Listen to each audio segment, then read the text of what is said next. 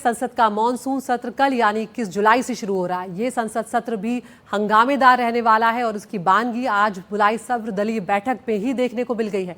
इस बैठक ने विपक्ष ने सरकार को कई मुद्दों पर घेरा है और प्रधानमंत्री नरेंद्र मोदी के सदन में बयान देने की मांग की है। बैठक में विपक्षी दलों ने पहलगाम में हुए आतंकी हमले, ऑपरेशन सिंदूर को अचानक रोके जाने और अमेरिका के राष्ट्रपति डोनाल्ड ट्रंप के भारत पाकिस्तान संघर्ष विराम पर दिए गए विवादास्पद बयान जैसे अहम विषयों पर जोर शोर से उठाया। रिजिजू ने बैठक के बाद कहा कि संसद को सुचारू रूप से चलाने की जिम्मेदारी सिर्फ सरकार की नहीं बल्कि पूरे विपक्ष की है।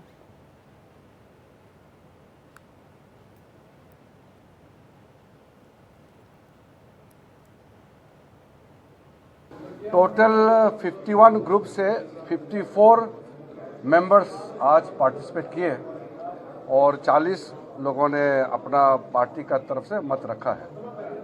बहुत ही सकारात्मक रहा है। सारे पॉलिटिकल लीडर्स ने अपने अपने पार्टीज के पोजीशन बताया और उनके मुद्दे जो इस सत्र में लाने का है उनको भी सामने में रखा है। सरकार की ओर से हम लोग ने सारा पॉइंट्स नोट किए हैं और हमने ये रिक्वेस्ट किया है कि सदन अच्छा से चले, इसके लिए पक्ष और विपक्ष मिल करके हमको काम करना होगा। आपस में कोऑर्डिनेशन अच्छी तरह से रखना होगा।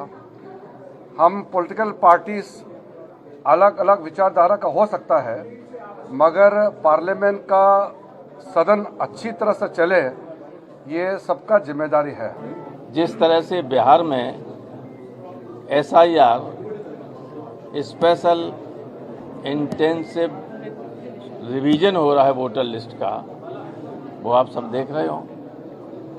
भारतीय संविधान के अनुच्छेद 326 में ये है कि जो 18 साल का है हो गया है और भारत का नागरिक है, उसको वोट रजिस्टर कराने का अधिकार है। तो ये सारी चीज़ें हैं जो बहुत गंभीर बातें हैं।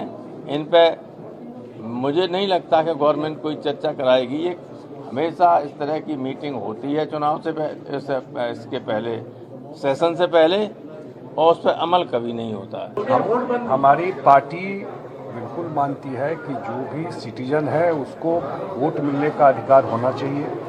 2 बार हम लोगों ने रिव्यू भी किया अपने पार्टी के तरफ से। जो हमारे विधायक हैं, जो हमारे जिला अध्यक्ष हैं, जो हमारे पार्टी के पंचायत तक लोग लगे हुए हैं, हम लोग तो पंचायत तक साइकिल रैली निकलवाए पार्टी की तरफ से जन जागरण करने के लिए। और हम लोगों को जो रिपोर्ट है कि इसमें कोई इशू नहीं है, सब लोग जा करके अपना रजिस्टर करा रहे हैं। वोट को रिवीजन करना, उसको परफेक्ट करके दिखाना, और इलेक्शन कमीशन अपना काम कर रही है। और कभी भी कोई इशू आएगा हम लोग इलेक्शन कमीशन में मिलकर अपनी बात रखेंगे।